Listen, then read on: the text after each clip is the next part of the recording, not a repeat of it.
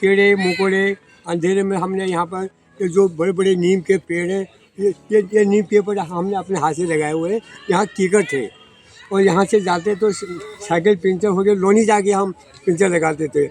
हमने काफ़ी संघर्ष किया, करेंगे करेंगे करेंगे हम, हमारा समय निकल गया, अब कब करेंगे।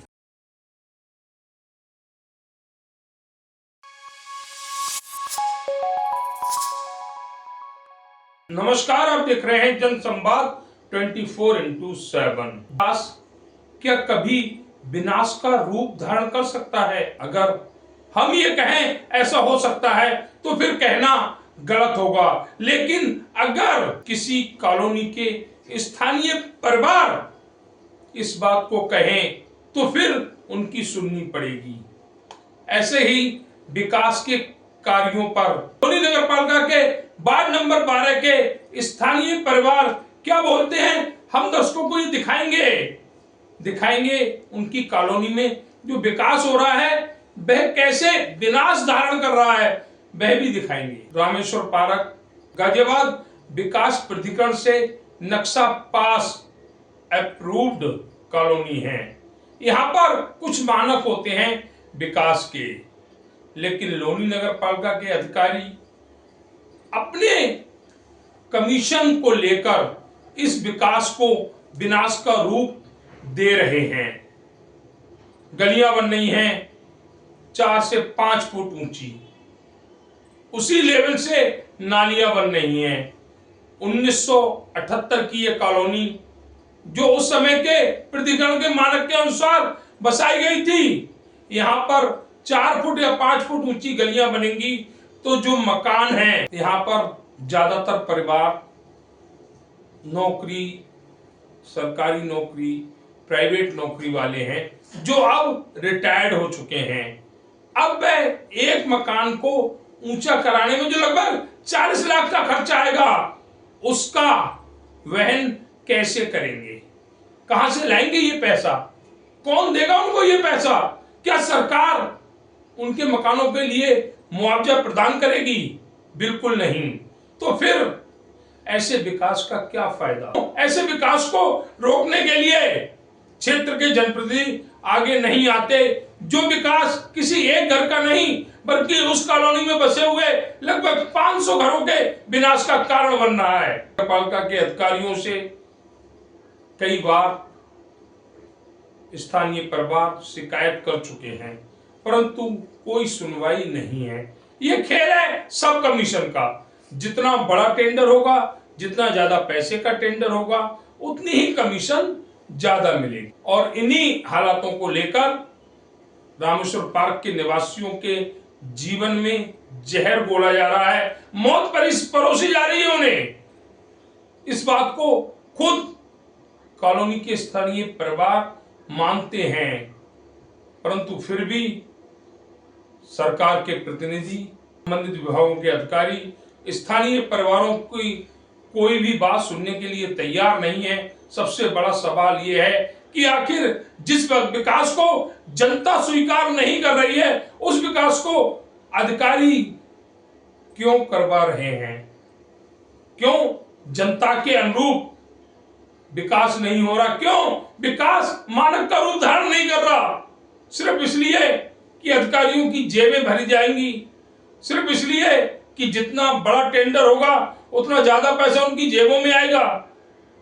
इसके लिए वह लगभग 500 परिवारों के जीवन से खेलेंगे। बड़ा सवाल है उन लोगों का उत्तर प्रदेश के मुख्यमंत्री योगी आदित्यनाथ जी से कि आखिर उनकी गलती क्या है, क्यों उन्हें इस तरह फंसाया जा रहा है विकास के नाम पर? क्या सुनेंगे अधिकारी या वह परिवार इसी तरह अपने आप को ठगा हुआ महसूस करेंगे, विकास नहीं बल्कि विनाश के रूप में? देखिए क्या कहा स्थानीय परिवारों ने हमारी इस विशेष खबर में।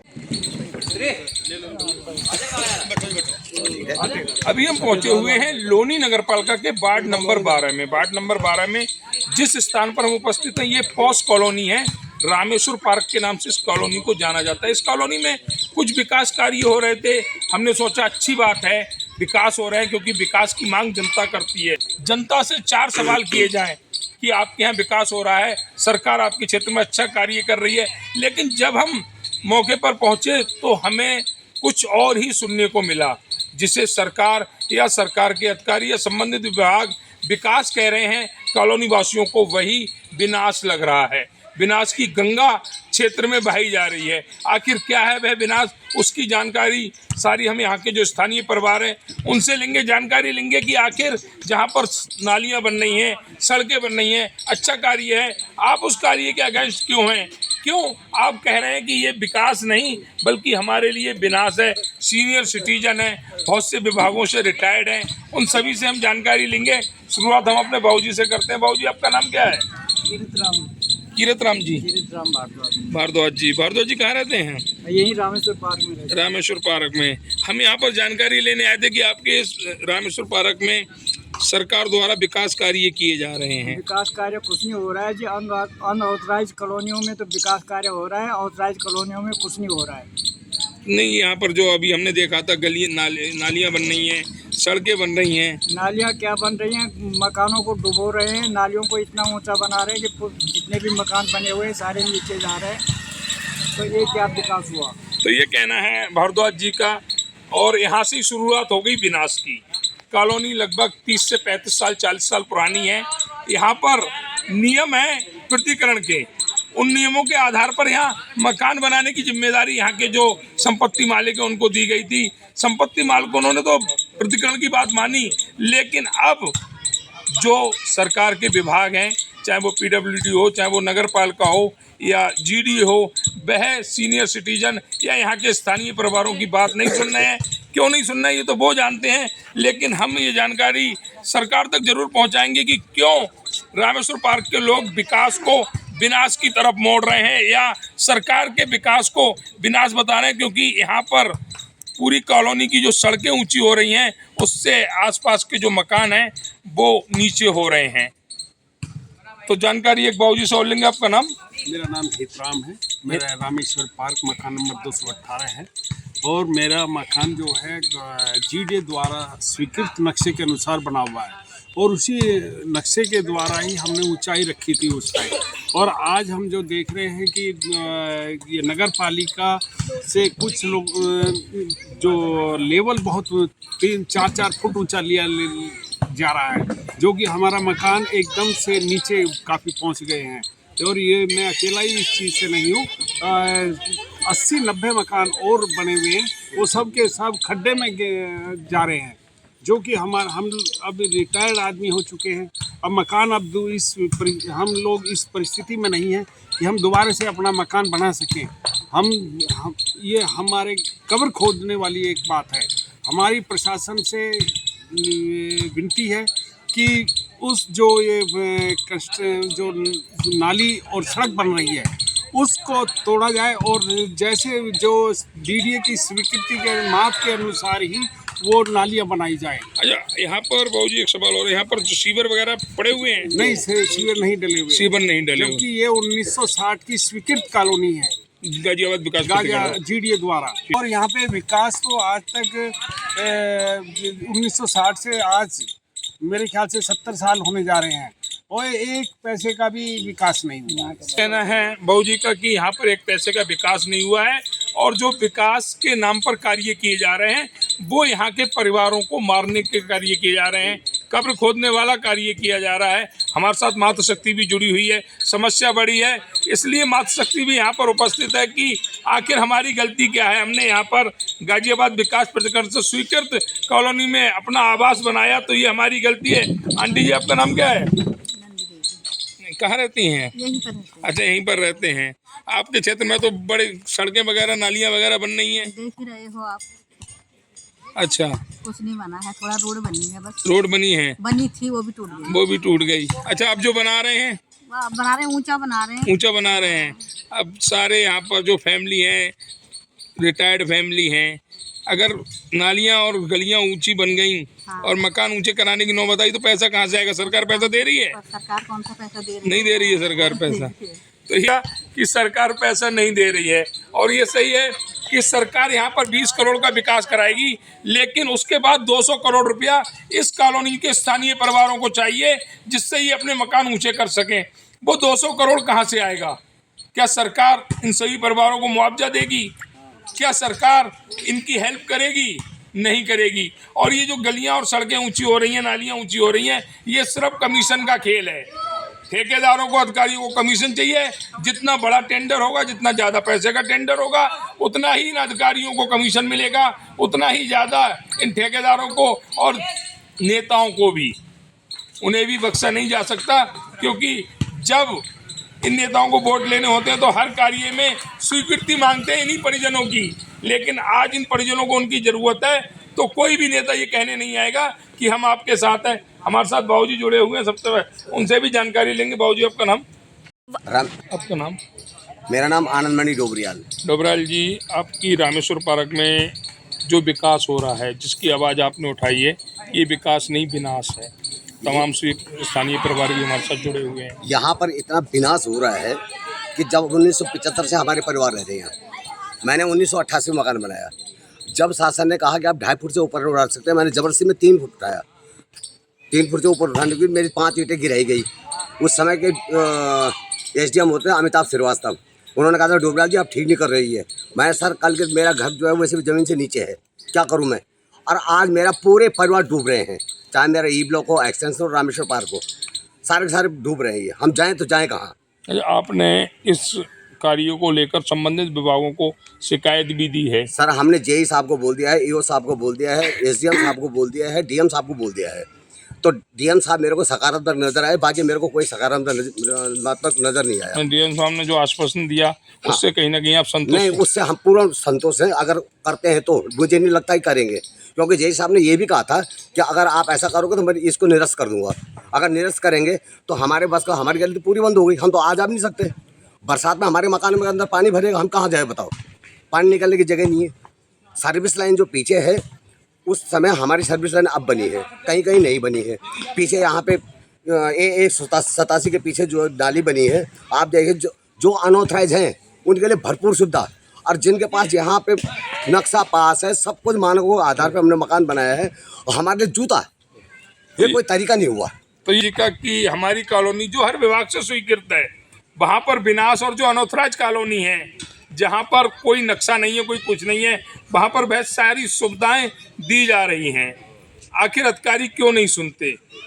ये स्वीकृत कॉलोनी है, नियम अनुसार तो यहाँ पर सीवर पड़ना चाहिए, जिससे कि किसी का मकान नीचे ना हो, उन्हें वह सभी सुविधा मिलें। लेकिन नालियाँ और गलियाँ बनाकर 4-4 फुट उन्हें ऊंचा करके इन कॉलोनी के सभी परिवारों को सरकार और उससे संबंधित विभाग मारने का कार्य कर रहे हैं। और ये गाजियाबाद विकास प्राधिकरण से अप्रूव्ड कॉलोनी है, नक्शा पास कॉलोनी है, इसको विभाग को संज्ञान लेना होगा। और जिस तरह से डोबराल साहब ने बताया कि टेंडर निरस्त हो जाएगा, ऐसे टेंडर का भी क्या फायदा जो आने वाले समय में इन्हीं लोगों के लिए परेशानी का कारण बने। तो हम संबंधित विभागों को चैनल के माध्यम से यही कहेंगे कि यहाँ के स्थानीय परिवारों की, जो सीनियर सिटीजन है, जो हमारी मातृशक्ति है, उनकी बातों को सुने और एक अच्छा विकास इन कॉलोनी वासियों को दे, जो 1960-65 में जब भी ये कॉलोनी बनी है, उससे अब तक विकास के लिए तरस रहे। एक बाबूजी हमारे साथ और बाबूजी, तो कुछ सुखद पल जो इस कॉलोनी को मिले हों? जी, ये तो मोती महल बन गया है, मोती महल। मोती महल। तो जब हम यहाँ पर आए थे, बिच्छू, सांप, कीड़े मकोड़े, अंधेरे में हमने यहाँ पर ये जो बड़े बड़े नीम के पेड़ हैं, ये नीम के पेड़ हमने अपने हाथ से लगाए हुए हैं। यहाँ कीकर थे, और यहाँ से जाते तो साइकिल पंचर हो गए, लोनी जाके हम पंचर लगाते थे। हमने काफ़ी संघर्ष किया, करेंगे करेंगे करेंगे, हमारा समय निकल गया। अब कब करेंगे? और ऊपर से देखेंगे पता नहीं, नीचे देखेंगे कोई पता नहीं है, कोई पता नहीं। ये सब आश्वासन दे, वह हम कर रहे हैं, हम ये कर रहे हैं, सो कर रहे हैं, कब करेंगे? जब हम ऊपर भगवान के पास पहुँच जाएंगे। और क्या कर सकते हैं बताओ? तो ये कहना है बाबूजी का, और बाबूजी का जो सवाल है उसी में जवाब है, उसी में जवाब है। जो सरकार है, सरकार को ये लोग टैक्स देते हैं, सभी तरह के टैक्स पे करते हैं, सिर्फ इसलिए कि आने वाले जो पल हों वो सुखद हों। उन्हीं सुखद पलों को जीने के लिए वह कठिन समय गुजारा है कि साइकिल अगर पंचर हो जाती थी तो यहाँ से 2 किलोमीटर दूर लोनी में उस पंचर को लगवाने जाना होता था। क्यों? क्योंकि भविष्य अच्छा होगा। लेकिन अगर अब भविष्य भी अंधकार में है तो क्या कहा जा सकता है उन लोगों से, उन अधिकारियों से जिन्होंने इस कॉलोनी का भविष्य अंधकार में करने की पूरी कोशिश की हुई है, पूरी कोशिश में लगे हुए हैं और भी हमारे साथ जुड़े हुए हैं। भैया आपका नाम? जी, मेरा नाम संदीप राणा है। रामेश्वर पार्क एक्सटेंशन में रहता हूँ मैं और 2018 से यहाँ रह रहा हूँ। लगातार देखते देखते 2018 से मैंने अपने यहाँ पे विकास के लिए बहुत सारे प्रयास किए कि नगर पालिका में जाके, लेकिन उनकी तरफ से कोई भी सुनवाई नहीं होती। अभी जो हमारे यहाँ पे सड़कों का निर्माण किया जा रहा है, नालियों का निर्माण किया जा रहा है, हमने उनसे ये पूछा था कि हमें आप मानक बताओ कि आपने किस मानक के तहत आप कर रहे हो। उनका कहना है कि हमारे पास कोई मानक ही नहीं है। और जब उनसे हम जनसुनवाई के माध्यम से मांगते हैं तो कहते हैं हमने मानक के अनुरूप किया है।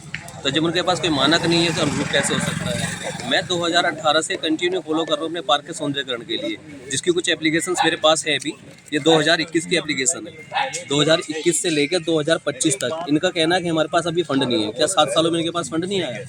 अगर फंड नहीं आया तो कहाँ गया है फंड? जो आप लोग जो हाउस टैक्स या तमाम टैक्स के रूप में जो पैसा देते हैं इसीलिए कि आपका भविष्य अच्छा हो, विकास आपके क्षेत्र को मिले। विकास के नाम पे तो हम जीरो है। हम टैक्स के बोझ के लिए हैं कि टैक्स हमारे लिए चाहिए। हमें टाइम पे बिजली पानी की सुविधा नहीं मिल पा रही उस तरीके से जो होनी चाहिए। बिजली का बिल भरो, टाइम से भरो, तो हमने OTS नहीं कराना, कुछ नहीं कराना, लेकिन उसके बाद भी सुविधा के नाम पे तो हमें जीरो है। जितना भी है कि अपने मूलभूत सुविधा के साथ खुद ही जी रहे हैं हम, जो हमें चाहिए। नगर पालिका से, प्रशासन से हमें कोई सुनवाई हो ही नहीं रही है, ना कोई मिल रहा है उसके तरीके से। तो ये कहना है भैया का कि संबंधित विभागों को अपने क्षेत्र को लेकर काफ़ी शिकायतें दे चुके हैं, लेकिन उसके बावजूद भी कोई सुनवाई नहीं हो रही है। और यही भविष्य अंधकार में कॉलोनी का है कि जो युवा साथी हैं वो लगातार अपनी कॉलोनी की विकास के लिए, सारे नौकरी पेशा लोग अगर नगर पालिका जाते होंगे तो उस दिन की छुट्टी करते होंगे, तब जाकर वहाँ पर जाते हैं, लेकिन उसके बावजूद भी कोई सुनवाई नहीं होती। तो कहीं ना कहीं सवाल खड़े होते हैं उन जनप्रतिनिधियों पर भी, उन अधिकारियों पे भी और सरकार पे भी। कौन जवाब देगा यहाँ के स्थानीय परिवारों के सवालों का? बस जवाब हमें ये चाहिए। कुछ और साथी भी हमारे साथ जुड़े हुए हैं जिनकी विकट समस्याएं हैं। एक कॉलोनी में 25 साल, 30 साल, 40 साल से रह रहे हैं, लेकिन उन समस्याओं का निस्तारण नहीं हुआ है। आखिर क्यों लगाए जाते हैं समाधान दिवस? क्यों महत्वाकांक्षी योजनाओं को अधिकारी पलीता लगा रहे हैं? ये भी सवाल है और इसकी जानकारी हम भैया से भी लेंगे। भैया आपका नाम? मेरा नाम मनीष भारद्वाज है। मैं यहीं स्थानीय कॉलोनी का निवासी हूँ। मेरा राम पार्क में आवास है। तो जिस तरह से आपने ये समसामयिक मुद्दा उठाया है, तो मैं आपके चैनल के माध्यम से शीर्ष नेतृत्व, चाहे सरकार का है या स्थानीय प्रतिनिधियों का है, मेरे यहाँ अगर मेरा व्यक्तिगत एक्सपीरियंस आप पूछना चाहें तो मुझे बड़ी दिक्कत और कठिनता से बोलना पड़ रहा है कि मेरे खुद के आवास में अगर आज तेज़ बारिश हो जाए तो पानी अंदर घुस जाता है। वो समय वजह यही है कि कोई मानक तो है ही नहीं है, तो मानकों से हटके निर्माण किए जाते हैं, सड़कों के वो ऊंचे उड़ जाते हैं। नहीं, मानक है लेकिन मानक का पालन अधिकारी नहीं कर रहे। बिल्कुल ठीक कह रहे हैं आप, पालन कोई नहीं कर पा रहा है। और मानकों का पालन ना होने के कारण हमारी संपत्तियां आज वो महंगी हो गई हैं। आगे इतना आर्थिक हमारे पास व्यवस्था नहीं है कि उनको पूरी तरह से ठीक कर पाए। तो अगर आज हम तो भुगतभोगी हैं, लेकिन आने वाली जितनी और कॉलोनियां हैं बाकी जहाँ ये निर्माण होना है, तो हम चाहते हैं कि उसको देखते हुए ये आगे ये चीज़ें ना हों और व्यवस्थित ढंग से अगर विकास होगा तो सबको लाभ भी पहुंचेगा। मेरा तो यही मानना है।